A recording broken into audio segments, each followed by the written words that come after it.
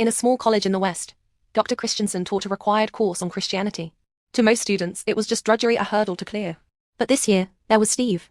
Steve was a football center, a physical powerhouse, and the only student in the class with a perfect grade. One afternoon, the professor asked Steve a strange question.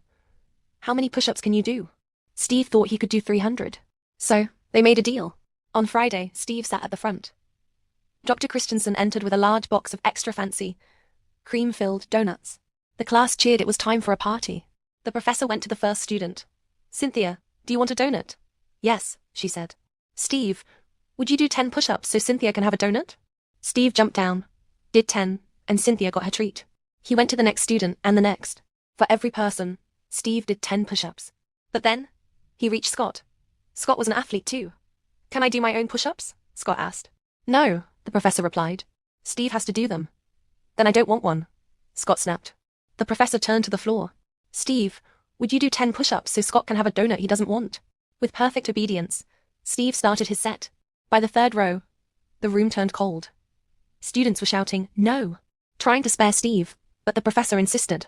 This is my class, and these are my donuts. Leave it on the desk if you don't want it. Steve stayed on the floor now. A pool of sweat gathered beneath his face. His arms were shaking. His skin was flush with the sheer physical agony of the task. When a stranger wandered into the room, the class screamed, no, stay out. But Steve lifted his head. No, let him come. Give him a donut. Steve, the professor warned, that's 10 more for you. Let him come, Steve whispered.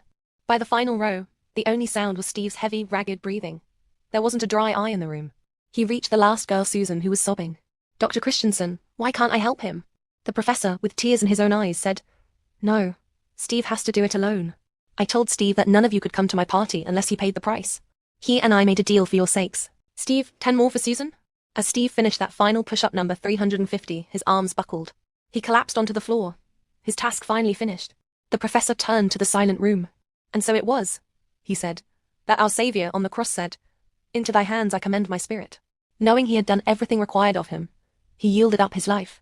Steve paid the price for everyone in this room. Some of you want the gift and some of you don't. But regardless of your choice, the price has been paid. The gift is on your desk. Wouldn't you be foolish to leave it there?